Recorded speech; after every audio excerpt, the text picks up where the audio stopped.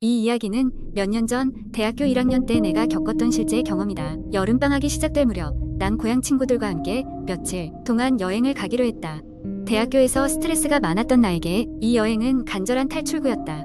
우리는 인터넷에서 찾아낸 조용한 산속의 펜션을 예약했다. 펜션은 서울에서 몇 시간 차를 타고 들어가야 할 만큼 깊은 산속에 있었다. 차창 밖으로 보이는 녹음이 울창한 숲과 맑은 하늘은 도시에서의 스트레스를 잠시 잊게 해주었다. 우리는 도착하자마자 짐을 풀고 근처의 작은 계곡에 가서 맑은 물에 발을 담그고 시간을 보냈다. 산속의 고요함에 빠져 이른 저녁을 먹고 난 뒤 우리는 펜션에서 제공한 바비큐 시설을 이용해 신나는 저녁 식사를 계획했다. 하지만 이상한 일은 해가 지면서부터 시작되었다. 펜션 주인 아주머니는 친절했지만 우리에게 무엇인가 경고하려는 듯한 눈빛으로 말했다. 해가 지면 굳이 밖에 나갈 필요 없어요. 그냥 안에서 노세요. 우리는 그 말을 대수롭지 않게 여겼고 밤이 깊어지자 멀리서 희미한 소리가 들려오는 것을 알아챘다. 처음엔 산속에서 들리는 평범한 자연의 소리라고 생각했지만 그것은 점점 더 이상해졌다. 낮은 소리로 읊조리는 듯한 소리가 펜션 주변을 맴돌았다. 밤이 깊어갈수록 소리는 더 선명해졌다. 우리 중 하나가 용기를 내어 창문을 열고 밖을 내다보았지만 어둠 속에서는 아무것도 보이지 않았다. 다만 달빛 아래로 흐릿한 그림자 같은 것들이 춤을 추듯 움직이고 있었다. 혹시 낯선 동물이 내려왔을 거라며 스스로를 안심시켰지만 모두가 점점 불안을 느끼기 시작했다. 새벽 2시쯤 갑자기 밖에서 문을 두드리는 소리가 들렸다. 우리는 소스라치게 놀라 서로의 얼굴을 쳐다보았다. 펜션의 위치상 아무도 올 수 없다는 것을 알았기에 그 소리는 더더욱 우리를 공포에 떨게 했다. 그때 우리 중 한 친구가 말했다. 문을 열지 마. 절대 열면 안 돼. 그 친구는 할머니에게서 들은 전설이라며 이야기해 주었다. 산속 깊은 곳에는 사람의 모습을 한 도깨비가 있다고, 그것은 밤이면 사람을 찾아 내려와 그들의 영혼을 빼앗아 간다 했다. 문을 열면 도깨비는 우리를 발견하고 똑같이 생긴 가짜를 만들어 우리 대신 자신들을 데려갈 거라고. 우리는 모두 겁에 질렸고 결국 문을 열지 않기로 했다. 두드림은 계속됐고 우리는 새벽이 밝아올 때까지 서로를 지키며 문 앞에서 어깨를 맞대고 지새웠다. 날이 밝자 모든 소리가 사라졌고 우리는 안도의 한숨을 쉬며 서둘러 짐을 챙겨 펜션을 떠났다.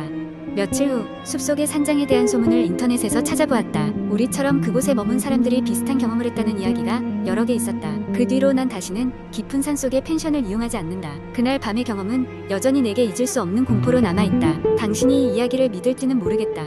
하지만 기억하라. 때때로 우리가 모르는 곳에는 우리가 상상도 못할 존재들이 있을지도 모른다는 것을. 두 번째 이야기. 어느 날 나는 인터넷 서핑을 하다가 한 커뮤니티에서 화제가 되고 있다는 공포 이야기를 발견했다. 그 이야기는 다른 사용자들 사이에서 부름 마을의 비밀이라는 제목으로 알려져 있었는데 그 내용은 다음과 같았다. 어느 작은 산촌 마을이 있었다.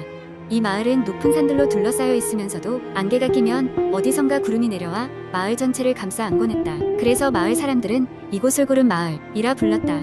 이 작은 마을은 외부 세계와 단절되어 있었고 마을 사람들끼리만의 조용한 일상을 이어가고 있었다. 그러던 어느 날 마을의 한 젊은 여성이 실종되는 사건이 발생했다. 그녀의 이름은 수진이었고 마을에서 늘 활기차고 밝은 성격으로 유명했다. 수진은 매일 아침 산책을 즐겼기에 그날도 평소처럼 산책을 나갔지만 그 이후로 그녀를 본 사람은 없었다. 가족들은 물론 마을 전체가 수진을 찾아다녔지만 그녀는 흔적도 없이 사라진 것이었다. 그러나 수진의 실종 후에도 이상한 일들이 계속되었다. 마을 사람들은 밤이 되면 이상한 꿈을 꾸기 시작했다. 꿈속에서 하얀 안개가 마을을 뒤덮고 그 속에서 수진이 나타나 구름처럼 희뿌연 형체로 마을을 배회하는 모습이 보였다. 마을 사람들은 이 꿈으로 인해 점점 불안해졌다. 꿈의 내용은 마치 무언가를 경고하는 것 같았다. 그로부터 얼마 후 마을에 또 다른 사람이 실종되는 사건이 일어났다. 이번에는 나이가 지긋한 노인이었다. 노인은 평소 마을 구석구석을 산책하는 걸 좋아했고 그날도 일상처럼 산길을 따라 나갔다. 하지만 그 역시 돌아오지 않았다. 그리고 밤이 되자 마을 사람들은 또 꿈을 꾸었다. 이번에는 수진과 노인이 함께 나타나 마을 외곽에서 손짓하는 모습이었다. 마을 사람들은 점점 공포에 질렸고 마을 장로에게 도움을 청하기로 했다. 장로는 오래전 마을에 전해 내려오는 전설을 이야기해 주었다. 전설에 따르면 이 마을은 본래 구름 속에 사는 정령의 보금자리였으며 정령들은 인간들이 그들의 휴식처를 차지하면서부터 사라졌다고 했다.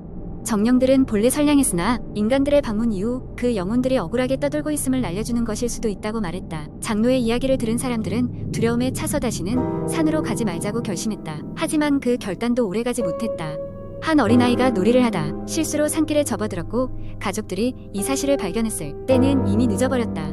역시 돌아오지 않은 것이다. 시간이 흐르면서 마을 사람들은 마을을 떠나기 시작했다. 마치 그들의 과거를 모두 지우려는 듯 이사를 가고 아무도 그 마을에 대해 언급하지 않았다. 어느덧 구름 마을은 무서운 전설만 남긴 채 잊혀져 갔다. 그리고 얼마 지나지 않아 인터넷에 이 마을의 이야기가 퍼지기 시작했다. 몇몇 호기심 많은 이들이 그 마을을 탐험하기 위해 떠났지만 무슨 이유에선지 다들 탐험을 끝내고 돌아오지 못했다는 소문만이 남았다. 그들은 모두 구름처럼 사라졌다고 했다.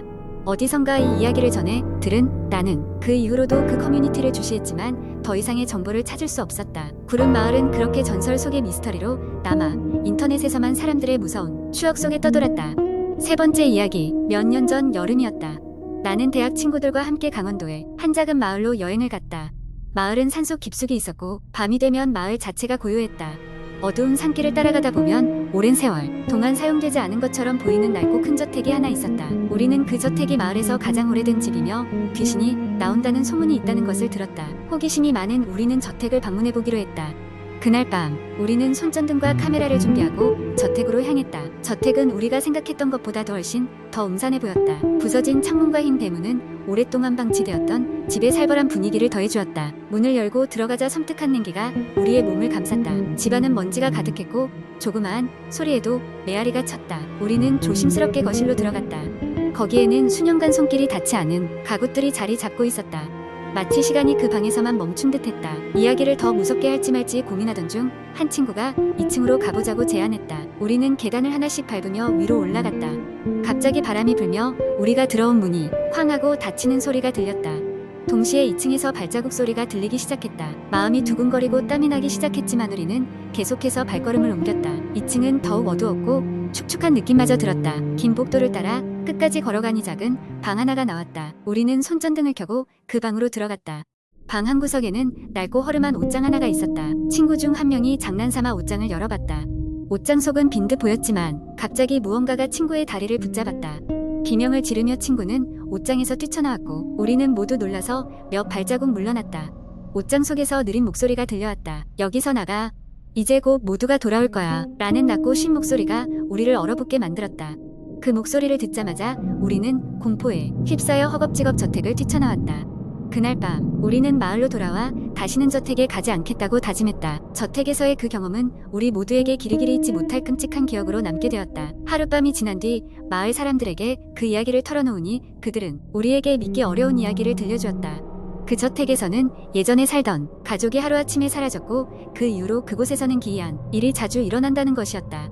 저택 사람들이 집으로 다시 돌아가기까지는 아직도 시간이 걸린다며 우리에게 그곳에 가지 말라고 경고했다. 지금도 가끔 그날을 떠올리면 등골이 오싹해진다.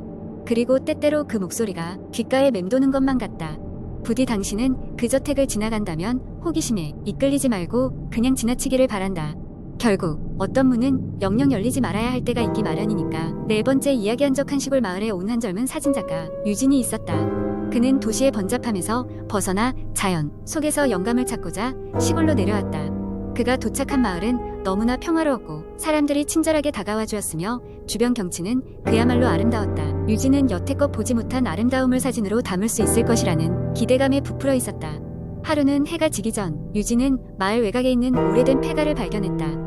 마을 사람들에 따르면 그곳은 오랫동안 비어져 있었고 아무도 그곳에 가지 않는다고 했다. 하지만 사진가로서 그는 그 폐가의 사진이 매력적인 작품이 될 수 있을 거라고 생각했다. 그래서 그는 다음날 아침 일찍 폐가를 찾았다. 폐가는 처음 보는 것보다 더 얼씬연스러웠다. 낡고 퇴락한 회관이었지만 이상하게 끌리는 매력이 있었다.